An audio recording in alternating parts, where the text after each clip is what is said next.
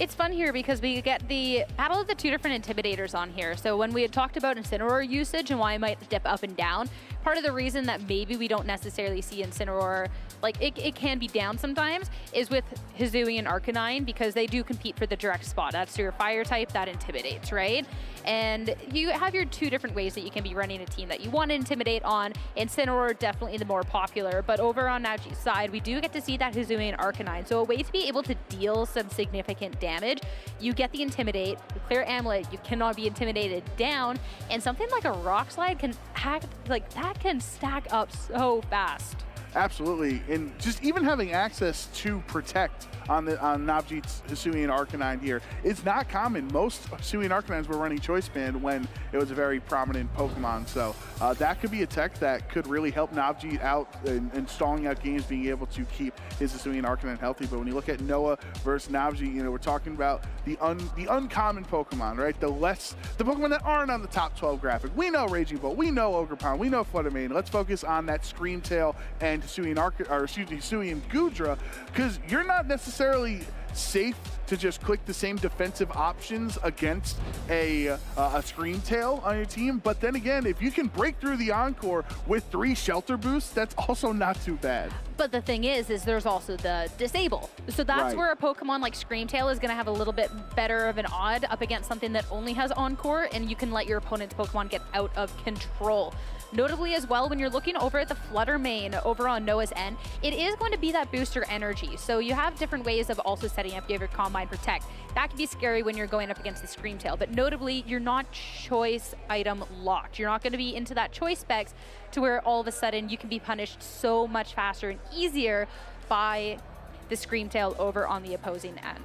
And Glimmora was one of Scott's predictions as a Pokemon that he expected to see performing well this weekend. And Glimmora, not on a, I mean, kind of similar to a stall team, the way Glimmora was usually attached at the hip to Dondozo. Now it's on the Hisui and Goodra side, right? You have Toxic Debris. You're able to just make everybody poisoned on the other end, and that residual damage is what's going to be able to make up for Hisui and Goodra's lack of damage that it can provide. At least as a Steel type, you do have access to the Body Slam, or excuse me, the Steel Attack into Scream Tail, who would be weak to it. But Noah's fun fact here, former tournament organizer, as we said, and trading card game player. So going from the TCG to the VGC on this end.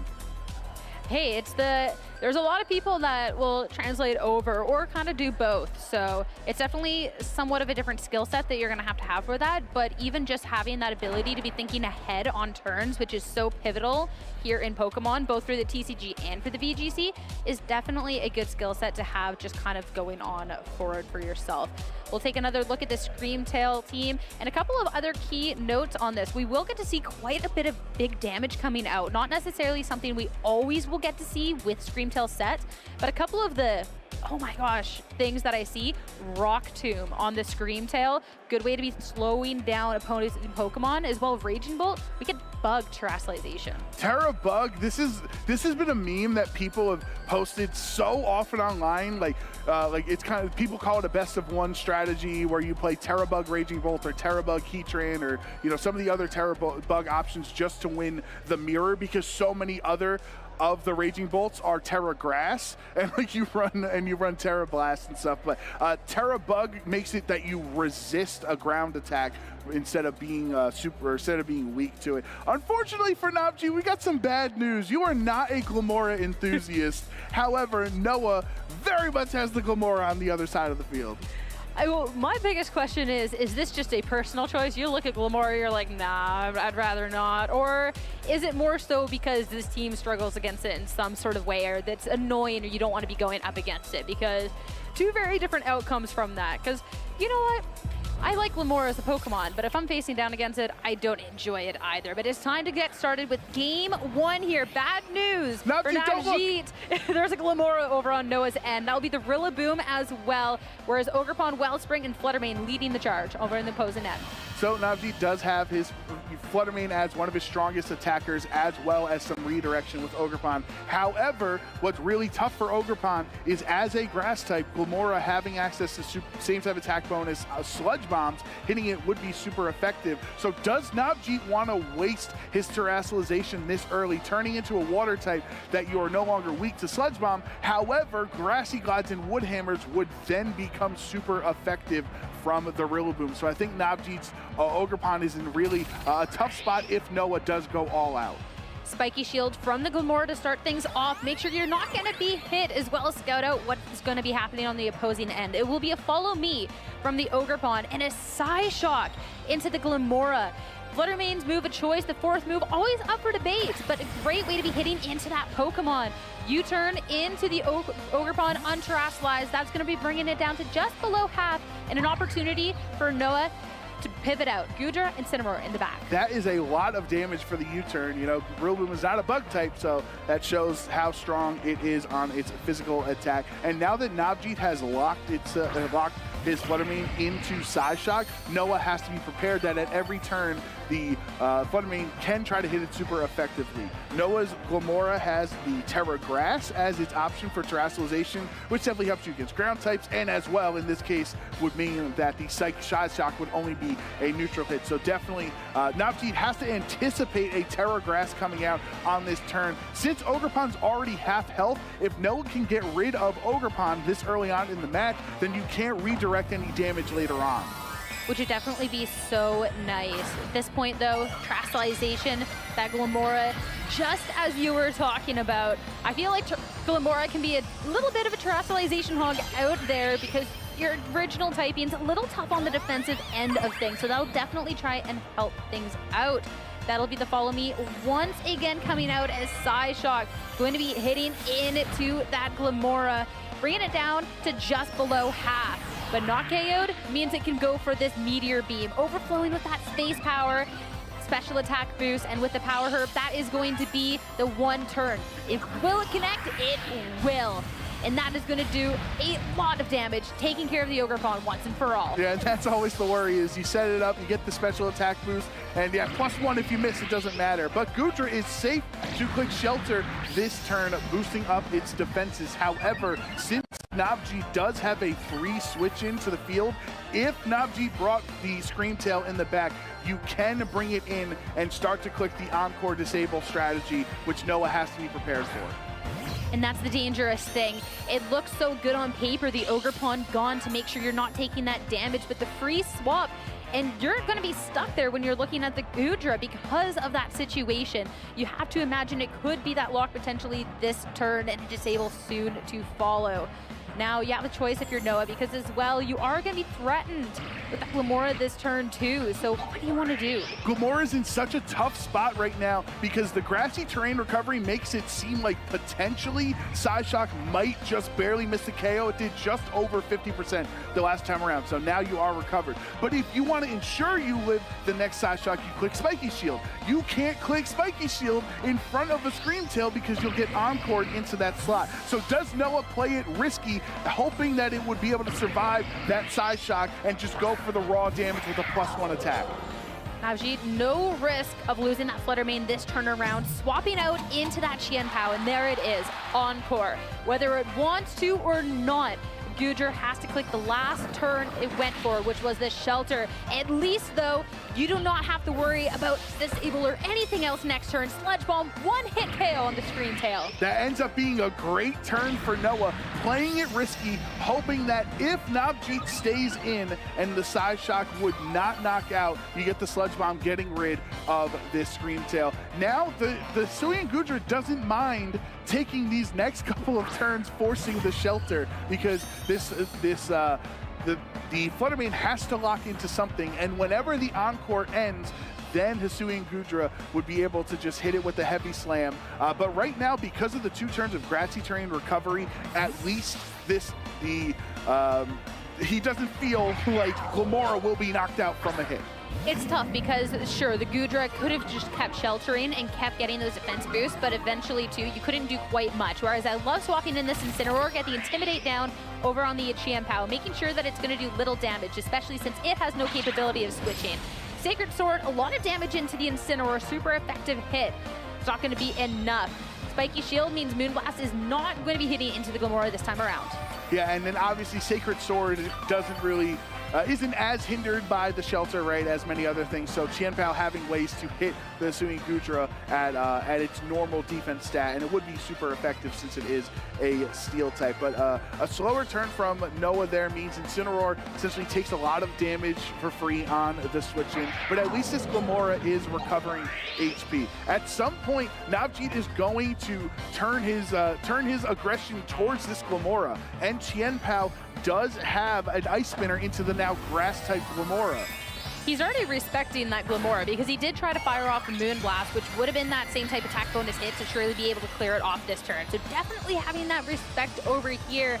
And Terrestrialization from the Qianpao. Ghost type, make sure that a potential fake out into the slot cannot happen. Make sure this Ice Spinner can go unhindered. Picking off the Glamora, the spikes won't matter. He's already down to his final 2 Pokemon, and you're getting rid of a huge threat to your Flutter Mane. Right, but now Noah, we saw, did not click fake out on this turn, so he's not going to be baited by the Terra Ghost. Instead, we'll go for another attack. Could be a parting shot or trying to go for some damage with this Incineroar. Moonblast, though, will be more than enough to KO the Incineroar. Sure, the Qianpao had that Intimidate drop, but the Flutter Mane still at its full potential. Is going to take that offhandedly, and now all of a sudden, just on a flip of a dime, Noah down to his final 2 Pokemon as well. That definitely hurts for Noah there, because the difference is that choice specs damage on Flutter Mane, just helping it do just enough damage that it needed to knock out the, what was it, around 60% HP on the Incineroar. So you wonder how it could have played out if he was able to hang on with a couple HP and you get a parting shot off into the Flutter Mane. Could change it around. But now Navji has 2 full HP Pokemon. The Flutter Mane has no problem being locked into Moonblast into either of these 2 Pokemon here. And the Qianpao has already terrestrialized, so you're gonna, as long as you have access to Sacred Sword, the Noah's shelter strategy is not going to be too effective. The thing is, though, that you can be targeting this down if you're Noah, and Grassy Glide will be able to hit for priority before the Ice Spinner comes and hits into the Rillaboom to get rid of the terrain and deal a lot of damage. Now, we'll get to see just how much Moonblast does. Oh, into the Rillaboom will be targeting. Now, 1v2 situation with the Goodra. It can try and get rid of one of these Pokemon, and Heavy Slam into the Flutter Mane will do just that. It's a 1v1. That was the huge question, was where did Noah target the Heavy Slam? Into the half-health Qianpao, which would have got rid of the Focus Sash, or getting the complete knockout on Flutter Mane. Now you have a full HP Hisuian Goodra. Sacred Sword doesn't have the same type of attack boost, so it shouldn't knock out. Yeah, not even close. Yeah, it's doing a lot of damage, but not nearly enough.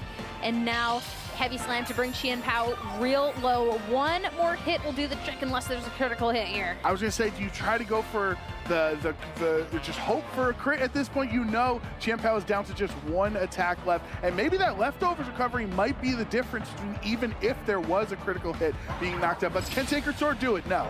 You have to go for it. It's the only move you can, but not enough damage. Heavy Slam will finish it off for Noah to take game 1 here.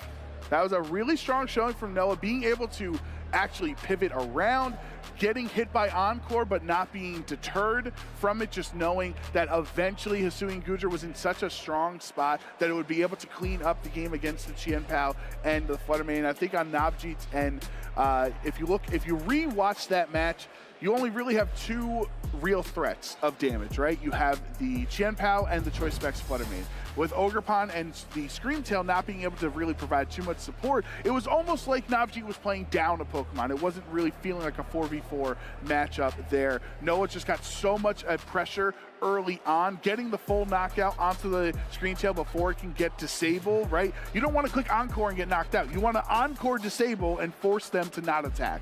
Well, I think where things went awry and where things were a little difficult there was the fact that the Glamora on the other end threatens that Screamtail so heavily, being able to fire off the Sludge Bomb to one-hit KO it. The Screamtail, it's nicer if it can stick around for a turn or 2, and you didn't have the pressure on the Glamora that turn, since that was a Flutter Mane that had swapped out into the Qianpao, because Well, you could also have just targeted into the Flutter Mane last turn. So Glamora just threatened everything so handedly on that turn. And sure, the Xian Pao was able to deal next turn around with that Glamora, but it was kind of one turn too late in that case. So I definitely don't think that he's playing a Pokemon behind. I think Noah just did a really good job in having that pressure there. And the Glamora, it makes sense why he's not, why Navji's not a Glamora enthusiast, because those Sludge Bombs did damage. Yeah, for sure. I do wonder if there's a world that Navji can try to play tit for tat on the boosting here with his Calm Mind Raging Bolt. He didn't bring it in game 1. That would mean you'd have to leave something else at home, so arguably either the Screamtail or the Ogerpon Wellspring. But that could be one game or one way to match the special attack boost that Meteor Beam gives on the Glamora's end. And you know that he doesn't have a ground attack on Noah's side, so you don't have a way unless this, the Rillaboom doesn't have a ground attack either, so you're not being threatened super effectively by too many options on the other end except for Flutter Mane. So maybe you want to fight fire with fire or fight, setup with Raging Bolt. It's hard because you want the Ogerpon there to make sure moves can be moved away from the Pokemon that might be a little bit more frail, but all it didn't necessarily seem to live up to the Ogerpon Wellspring potential in that match 1. So going on forward, I'd love to see how it's positioned or if it's brought at all, but adjustment coming out from Navji's end. Flutter Mane and Xian Pao this time. So this way you do have some pressure over onto the same lead that Noah brought. I do love this adjustment from Navji. As you're saying, instead of having a supportive Pokemon next to Flutter Mane, you are all out damage. Both of these Pokemon can threaten the Glamora, either from the Choice Spec Psyshock if you don't Terrastalize, or if you do Terrastalize into a Grass type, then Xian Pao has the Ice Spinner. The only thing you have to worry about is Rillaboom does have Fake Out. Can't Fake Out the Flutter Mane as a Ghost type, and Xian Pao has access to Terrastalize into a Ghost type as well. So if Noah is going to anticipate a potential Terra Ghost or something else, maybe you don't even go for a Fake Out, you can potentially U-turn and get some pivot. Well, it's going to be a Flutter Mane that's swapping out on Navji's end to be starting things out. And there's that adjustment you talked about. Raging Bolt to hit the field. Not the only one swapping. It is going to be Incineroar coming out for Noah as well. Get the Intimidate drop onto that Xian Pao over the opposing end to make sure that something like an Ice Spinner is going to be doing a little less damage. Terrastalization, though, will be kicking off our match 2. Yeah, and it's only the 2 Pokemon, Rillaboom and Xian Pao. You know Xian Pao didn't Terrastalize, so Terra, Fire, Rillaboom here, just trying to change some of those defensive matchups. Really saying, like, I do not want to be taking a bunch of damage from this Ice Spinner right now, but protect. Make sure that you can get past the potential Fake Out turn without having to commit that Terrastalization. The Woodhammer, though, instead, Noah was trying to go for the big damage onto that Flutter Mane, and instead just a chunk of damage onto the Raging Bolt. Yeah, that actually did some solid damage thanks to the boost of the grassy terrain. And now that Noah has 2 quote-unquote fire types on the field, that is 2 potential super effective threats into Xian Pao. Maybe you want to Terrastalize into the Ghost typing to get out of that or get away from the fire damage. But if you are going to waste it on Xian Pao, that means that Raging Bolt can't save it for later, or you save it for Flutter Mane later on when it wants to Terrastalize here. But I do like Navji's position there, because now that you protected, you kept yourself safe. Sure, that first Woodhammer did a lot of damage, but if Ice Spinner takes the grassy terrain away, it would be mitigating the damage. But instead, Navji going to play 2 more defensive turns these first couple of turns with a lot of switching. No Glamora on the opposing end, so you're not going to be at risk for a huge Sludge Bomb this turn around. So bringing in this Screamtail will be able to hit another hit, as well as be able to put some pressure on next turn. Woodhammer, though, that is still so much damage hitting into it. But now we get a Calm Mind. This Raging Bolt, an attempt to start setting up, to start pressuring Noah back. But that could be evened out since the Incineroar didn't go for Fake Out. Oh no, I was gonna say, if you went for the parting shot, you could have brought its damage back down to neutral. Don't even get the KO onto Screamtail, and it gets to hang on. Gets to stick around for 1 turn, and that is good turn of setup here from the Raging Bolt. Raging Bolt, once you get 1 Calm Mind, the amount of KOs and the amount of damage that you're able to do in comparison to otherwise is just so huge. Sure, at this case right now with these 2 Pokemon on the field, the special defense boost isn't going to be quite as useful, but it's going to be that special attack, because this can do some damage, and having this priority Thunderclap to attack into things as well fantastic. Well, get as many special defense boosts as you can now while Glamora is not on the field, because Glamora does have Earth Power, so that is one ground attack that you could hit into it. But if you get multiple special defense boosts, by the time it has to set up with Meteor Beam and then start clicking Earth Power, it might be too late. Encore into the Incineroar to make sure it's going to be locked into a Flare Blitz going on forward as you turn a chance for the Rillaboom to be swapping out on this turn, hitting into the Raging Bolt. Now, got a decision, Glamora and Goodra in the back. The longer you wait to bring Glamora in, the more Calm Minds Raging Bolt can try to set up to mitigate that damage. And it's so smart to Encore the Incineroar, because Flare Blitz, sure, you could knock out this Scream Tail on this turn, but Flare Blitz ensures that he cannot be parting shotted and lower that special attack stat. Especially, too, with that being targeted into the Raging Bolt. That is absolutely huge, because if it was going to be that parting shot too, I mean, you're going to be targeting into that slot. So making sure that you're going to be hitting a not super effective hit. You're going to get that turn of recovery with that grassy terrain here. Super, super well done. And now Goodra on the field. If you want to go for a setup, you're still staring down that Scream Tail on the other end. They are pretty low Pokemon on the other end, though, so you can't go on the offensive to try and pick it off to make sure that Scream Tail can't be a thorn in your side later. And the one thing that worries me with this with the Raging Bull is it has been brought down to under half. So even with some boosts to your special defense, at that point, Rillaboom with Wood Hammer or Incineroar with the Flare Blitz, like those physical attackers can start to try to knock it out. And even with +2 special defense, under half HP and Earth Power is still going to be pretty strong. Rillaboom swapping out, but this is where you can make sure that you're not going to be taking any more damage down the line. Disable into the Flare Blitz that was already Encore, which means Incineroar won't be doing anything this time around, and that cannot be said for the Raging Bolt. It won't be enough to pick up the KO, but a lot of damage. That Assault Vest was key there, as we saw Rillaboom being brought down into the red. If it was holding Miracle Seed or something else, it would not have been able to endure that hit. Now that Rillaboom has come onto the field, you do have access to the Fake Out. It is a dangerous play because you could get encored into the Fake Out potentially on the next turn, but you got to do something to stop the Raging Bolt right now. See, it's dangerous to go for just that raw Encore after the Fake Out, but that could have been fun too, because the thing is you have to get it right away. There is still the Grassy Glide potential. Incineroar, that is a dead slot for now, so it's going to be a swap slot. Glamora coming back out onto the field.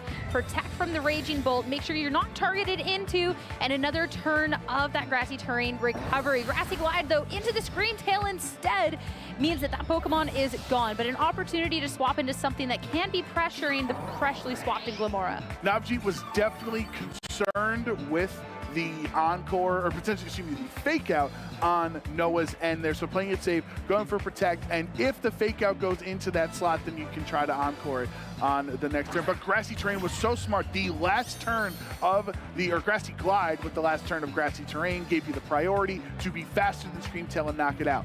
This isn't an easy spot though, because all you did by knocking out Scream Tail was allow a full health Choice Specs Flutter Mane onto the field without taking damage. At least over on Noah's end, he does have the chance with the Glamora to Spiky Shield past this turn. Sure, you know this Flutter Mane can pressure you, but you do force it to be locking into a move, which means you do have enough Pokemon in the back that you can be pivoting around it. You have already used your Terastallization, so you can't be scouting it out and then Terastallizing into that grass type, but you could potentially swap into something that could take that hit better. What's really tough for this Incineroar switch-in on Noah's end is you're facing down 2 special attackers on the swap. So it's not like you're going to be able to mitigate any of their damage output, but you also want to save Rillaboom at some point to reset up Grassy Terrain to give you that access to priority Grassy Glides again. So it's a tough call. Making sure the Glamora is extra safe. It's going to be swapping out, and a potential for Fake Out pressure onto the Raging Bolt next turn around as Terra. That will be coming out from Navji, and that is going to be into the Flutter Mane, looking to put the most pressure on. If you have to lock into a move for what could be the rest of the match, you want to make sure it is doing as much as possible. Thunderclap, because of that swap, it will fail trying to hit into that Incineroar. Dazzling Gleam, that is going to be doing damage to both of these Pokemon. But that Assault Vest, Rillaboom hangs on. Now Wood Hammer fired off in return. The Flutter Mane just barely going to hold on. The Rillaboom will faint now because of the recoil. But still, what a turn. I don't know if it's greedy to go for Dazzling Gleam, but it really is not. The Moonblast would have knocked out, and you know Incineroar's full HP anyway, so it's not like you're going to be claiming 2 knockouts on the turn. So going for the spread Dazzling Gleam with less base power lets the Rillaboom delete 99% of Fluttermane's HP. And the thing is, too, is sure, the Fluttermane held on, and that's so nice because the Fluttermane can be such a speedy Pokemon, but also it terrestrialized, and it was an Incineroar that swapped in the first time around. So you can be trying to just shut down this Raging Bolt or attempt to hit into the other. If you don't think you're going to be taking the much damage, though, and Dazzling Gleam definitely doesn't pack that same punch that a Moonblast does, you can just try and make sure that the Raging Bolt does absolutely nothing. And it was a really good spot at first for Navji on that turn because he was rewarded for his patience, right? We talked earlier on, don't terrestrialize Chien-Pao, don't fall for the fake out bait because you have to save Terra Fairy for later. So he got to that spot, but it's just barely didn't do enough damage. Fake out into the Pokemon that has the Protect instead of the one with the Choice Lock. And now Dazzling Gleam is going to fire off a lot of damage on both of the Pokemon. Critical hit onto the Glimmora, but not enough. Meteor Beam, we've seen that this isn't necessarily the most accurate. It will get to power up the special attack.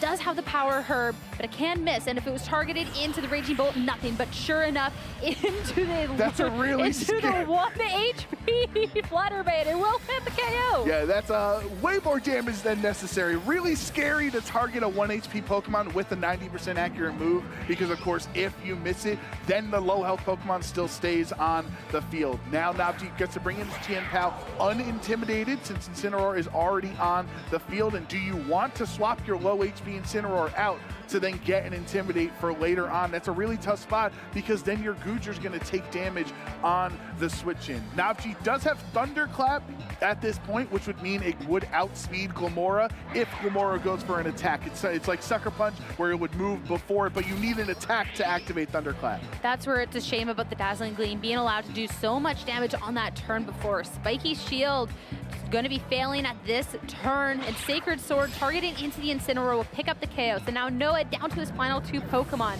This Gujar hit in the back. It does have full HP at this point, but still dangerous. Well, and that's why it was tough for Noah on that turn because Sacred Sword was going into that slot either way. It was either knocking out Incineroar or hitting the Hisuian Gujar with super effective damage and no shelter boost at this time. So Navji has really played this game very well to a point that you have multiple special defense boosts on this Calm Mind, which +2 special defense is more than +1 special attack from the Meteor Beam.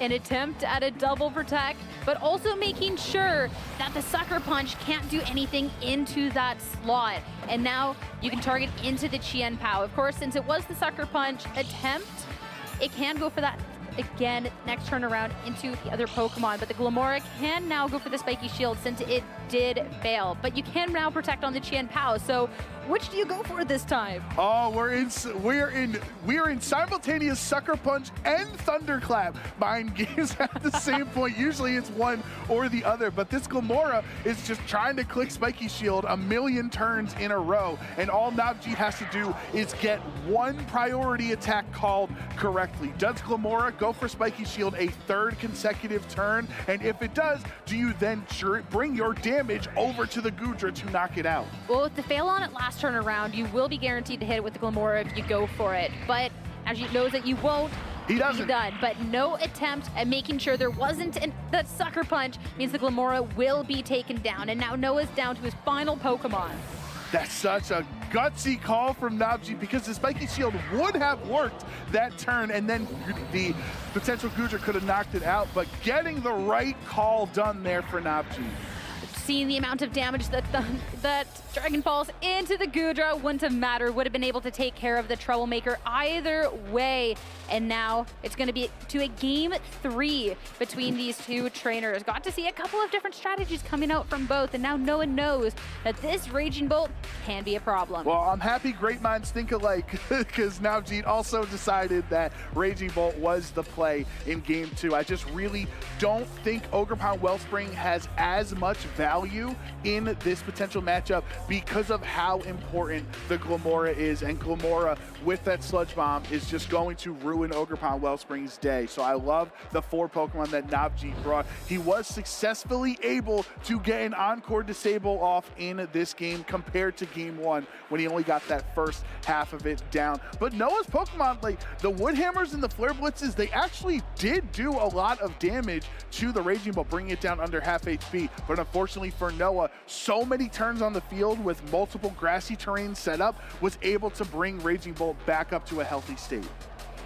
And once you're at a healthy enough space, that Dragon Balls can be good, but also the Thunderclap, if you're having that priority, especially at that +2 special attack already, being allowed to get those 2 Calm Minds up is huge. And I do really think too, the amount of damage that Navji was allowed to do with that Dazzling Gleam, that second turn around, that could have been a fake out into that slot. It had terrestrialized into the very type. And of course the Glamora, you can't account for the crit, but that could have been damage that could have been just not dealt with whatsoever. So definitely some things that can be adjusted in this game 3. And who knows how it would have worked out if the Fluttermane didn't hang on at like 2 health remaining, right? If he gets knocked out from full from the Woodhammer. But I'm sure Navji, he's a great trainer, probably has anticipated that that interaction to happen and making sure the Fluttermane can endure that hit. So as we're looking at this adjustment on Noah's end going into game 3, the Hisuian Goodra has not been able to get set up in either of the first 2 games successfully. First time around, got stopped by Encore. Second time, never even got a chance to set up. So how do you win this game 3?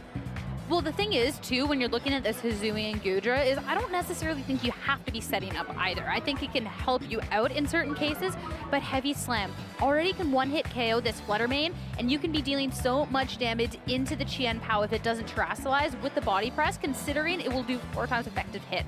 So you can be setting up to make sure you have that longevity in the future, make sure you're good against those Pokemon, but I don't think it's a necessary to continue on in this match. Yeah, I like trying to go for raw damage output early on with this Goodra. 1, because most trainers don't anticipate it. They think you're going to try to set up, so if you can catch them off guard and have a strong Heavy Slam into either of these 2 Pokemon, it would be super effective as well. You can see Noah kind of mulling over the Terra Fairy option to going back and forth on it. The Terra Fire last game was kind of a bait. It didn't really provide too much value for Noah, where Terra Fairy would be able to get rid of the Sacred Sword weakness and the Moonblast weakness. Swapping out Chien Pao, the first turn around. We'll have to see what is brought in at this point. It will be the Hisuian Arcanine. We have not seen it in this match yet. And Intimidate is going to be mitigating the damage coming out from Noah's end. The double swap, actually. So we'll have a chance to catch up with all 4 of Navji's Pokemon on this very first turn of the battle. Raging Bolt. Big move to start things off, but now you've got terrestrialization out of Noah. Yeah, the moment I saw Hisuian Arcanine, I was like, well, that means he probably didn't bring Screamtail, because Raging Bolt was one of the reasons Navji won game 2. So now this Terra Fairy, it's not going to help defensively since there's no attacks coming this turn, but the Heavy Slam does nothing to either of Navji's Pokemon. A great defensive switch.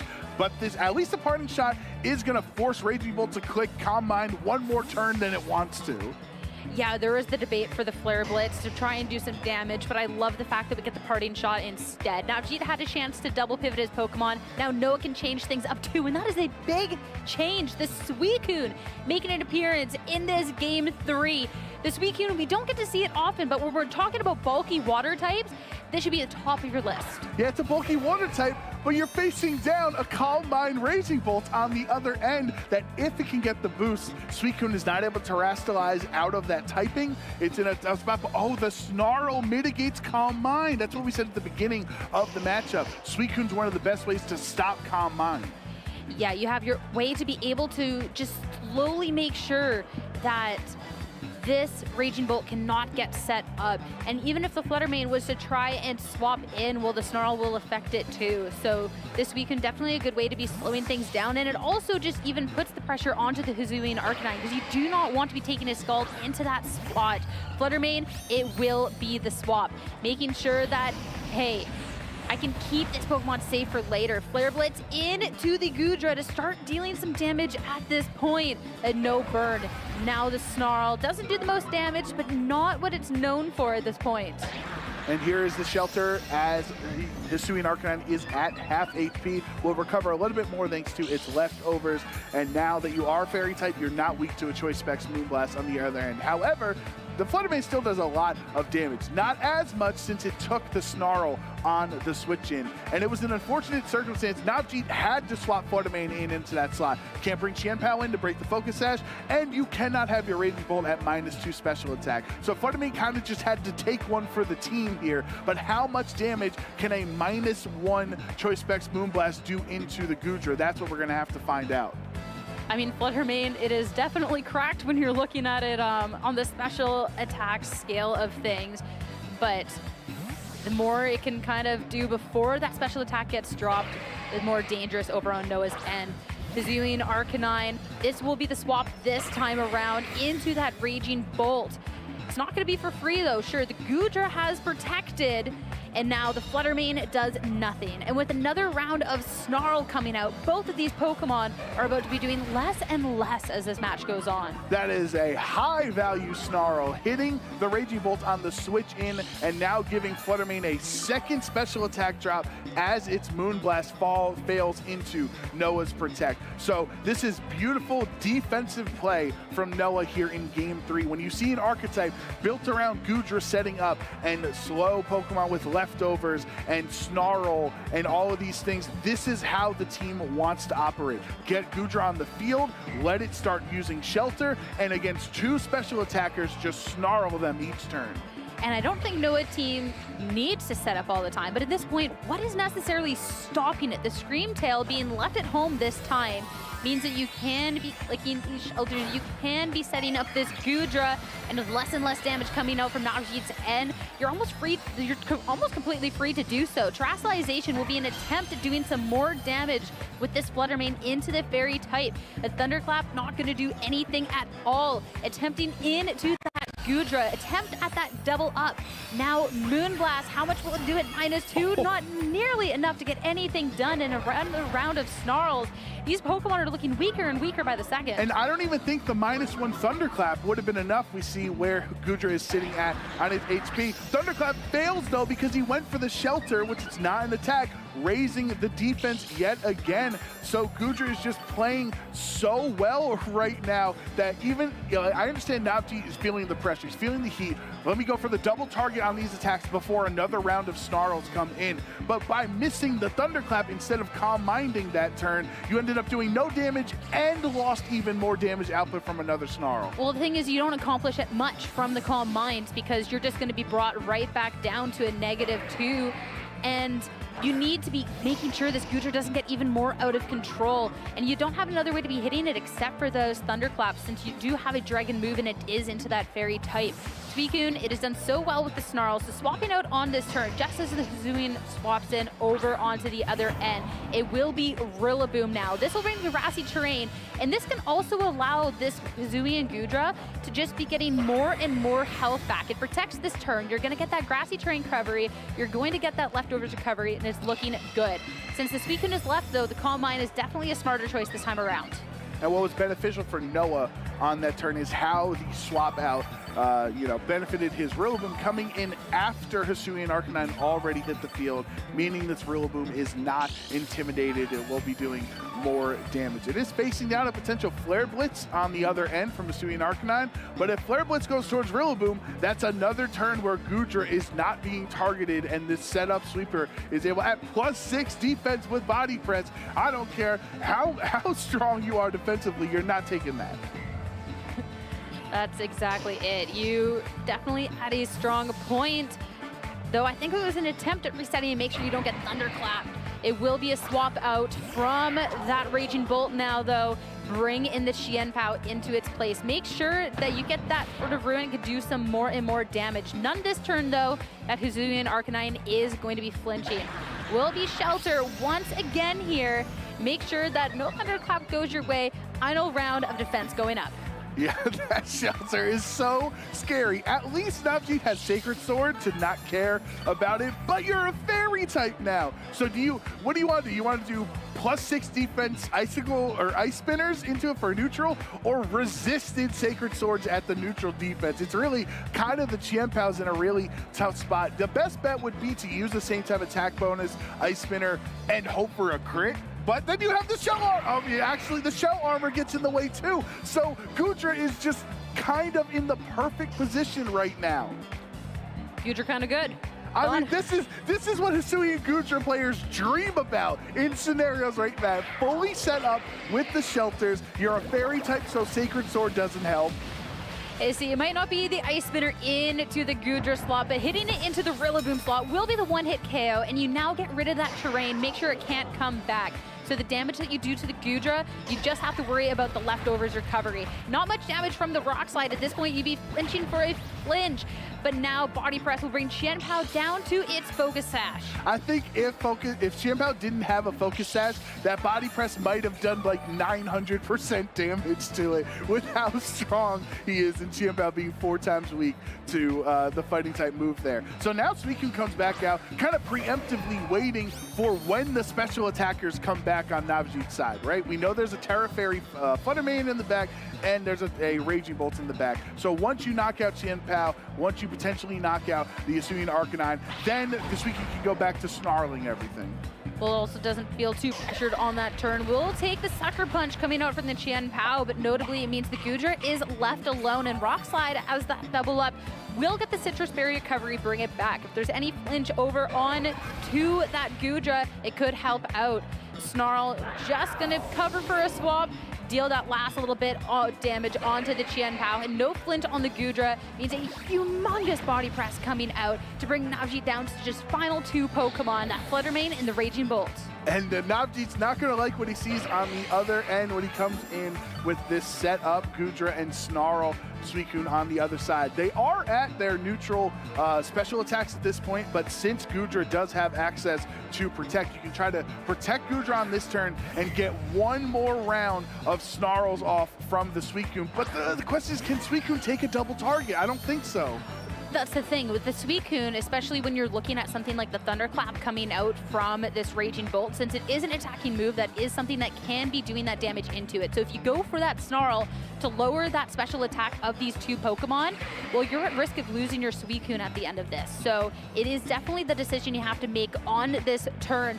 Something to try and make sure your Gudra is set up for the success. That will be the Protect this time around. But if this is the target into the Suicune to get rid of it, it's going to be potentially a Gudra by itself. Moonblast, the first to hit into the slot. That'll even just be enough right there to get rid of it and bring Noah down to just that final Pokemon. Noah played it safe this turn, but instead Suicune gets knocked out. Now your Choice Specs Terra Fairy Flutter Mane gets to stay at neutral special attack. Raging Bull gets to stay at neutral special attack. So Gudra is gonna have to try to 2v1 this without any damage mitigation. Incineroar's here at least for one fake out. Now that Flutter Mane's a fairy type, that's good that you can fake out the fairy type. I forgot about Incineroar. I forgot about Incineroar. I forgot about everybody's favorite cat. Okay, maybe this is what they're talking about when they're like, is Incineroar back? We're forgetting about him that easily there. No, this makes it so much better at this point. This can be dealing some damage and potentially those parting shots as well. Since there is the Terastallization onto the Flutter Mane, you can make sure it does nothing this time around. This can be the big hit into that Pokemon to get rid of it. But Calm Mind on the opposing end, this is your attempt for Navji to start setting up a Pokemon that can try and be dealing through the rest of this battle. Body Press, not super effective, but with a +6 defense will be more than enough to take care of it. And now that the trusty Incineroar is here and it's a 2v1 instead of just Gudra by himself, even with the special attack boost on Raging Bolt's end, you're not going to care about that with a Body Press going into that slot. You have 2 attacks. You can even Parting Shot with Incineroar if you want to try to bring that special attack down. But just so well played from Noah in this spot. Waiting the first 2 games, Gudra did not get to set up successfully, and now here in Game 3, it's pretty much unstoppable. Body Press into the Raging Bolt, brings it down to just a sliver of health.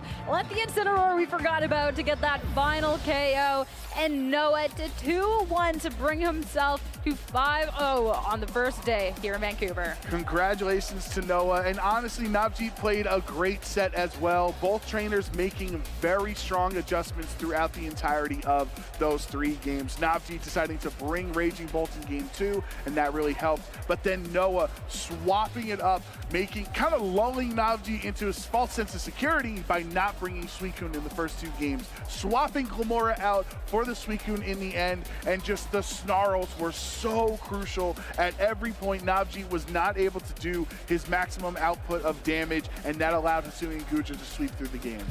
It is definitely a tough situation with that Suicune, and I mean, got to see when there was the opportunity for the double up when, you know, Pokemon had their actual special attack stat, you know, they weren't -3, -4 like that Fluttermane was at one point, that, hey, you know, they could do the damage, but the positioning from Noah to make sure this Suicune was on the field before those Pokemon hit was super, super well done.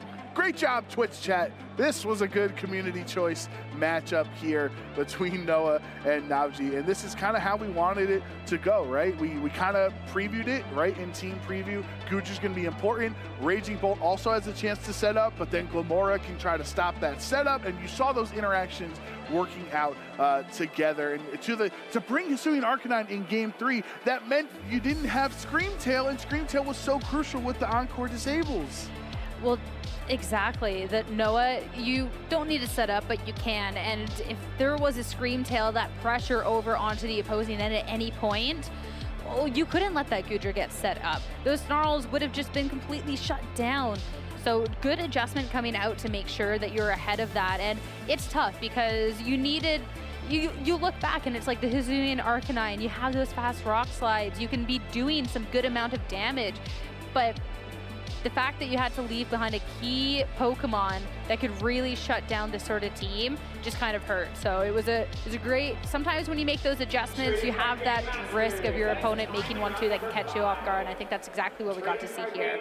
Yeah, it was almost like Navji lost game 1 because he had too much support, right? You had the Ogerpon and Screamtail together, wasn't jiving well into Noah's team. And then game 3, he arguably didn't have enough support by bringing 4 offensive Pokemon with the Hisuian Arcanine in that last slot. But you can understand the adjustment since game 2, Rillaboom was so scary with that really strong Wood Hammer into the Fluttermane. So, you know, Navji on that end, you say, okay, Hisuian Arcanine intimidates Rillaboom. If it stays a Grass type, I have Flare Blitz. If it turns into Terra Fire, yet again, like it did in game 2, you have the Rock Slide. So I understand the adjustment, but in that end, when you have 4 offensive Pokemon against Hisuian Gudra, you think it might work out because you can just bum rush into that slot, but without the Encore disable, it was just not enough to stop the Shelter Sweep.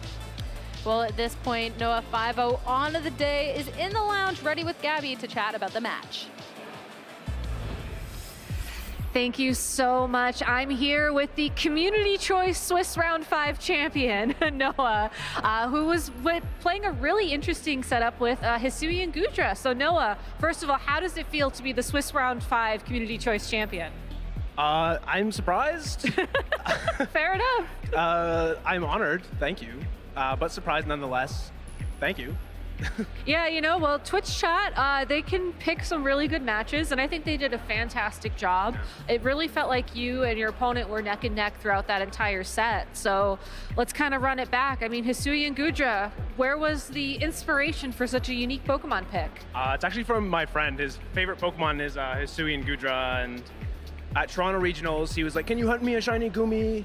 And I was like, okay, so I Dragon Sandwiched. I got 2 shiny Goomies. Let's go. I gave him 1. He actually did really well at the event. A couple unlucky plays, and then he just missed out on day 2. I did terribly because I don't want to talk about it. But yeah, in this event, I was testing teams, just didn't really know. Nothing was working. I was just losing. My rating online was getting tanked. And my buddy was still running Hisui and Gudra, his favorite Pokemon, and I was like, you know what? I have a shiny Gumi. I'll play Hisui and Gudra too, and it ended up being really solid into a lot of like the balanced teams in the format. Yeah. So stuck with it. Yep. Yeah, I mean, also 2 shinies off 1 sandwich. I mean, that's some really good odds right there. I know. So I do want to break down those 3 games because in game number 1, it felt like you kind of relied on your team's standard mode. You know, Hisui and Gudra try to get some shelters up, try to boost the defenses for body press. Didn't quite work out, but you still were able to figure out a winning path. Yeah. So, like, what was your mentality in that first game? The first game, it was really strange. He had the Scream Tail on his team with Encore. Yeah. So I wasn't really sure how to approach that because I could just get Encored into Shelter and like into Fake Out. I have 2 Fake Out Pokemon as well. So I just tried to do as much damage as possible. I did end up committing to Shelter and it didn't work out. Did I get Encored? I think I might have gotten Encored. I think so in game 1, yeah. So I was very worried about the Scream Tail. And then I somehow won. So that was a plus. I think I hit the Scream Tail with a Sludge Bomb and it died. So that was great. But then I kind of realized going into like the following games, I think I was going Grass. No, I Grass Dared Plumore game 1 and then fired Rillaboom game 2. Yes. But I realized if I don't Fairy Tear the Gudra, I get Sacred Sworded. Yeah. It ignores my boosts. And also I can just get set up on by the Raging Bolt. But Fairy Tear, I'm immune to Dragon Pulse and I never have to click an attack if he wants to go for Thunderclap, so I can just click moves and if I have higher HP. That was kind of my win condition going into game 3. Okay. So that's what I stuck with, and it kind of worked out. So. Yeah, and what was the thinking bringing the Suicune in game number 3 as well?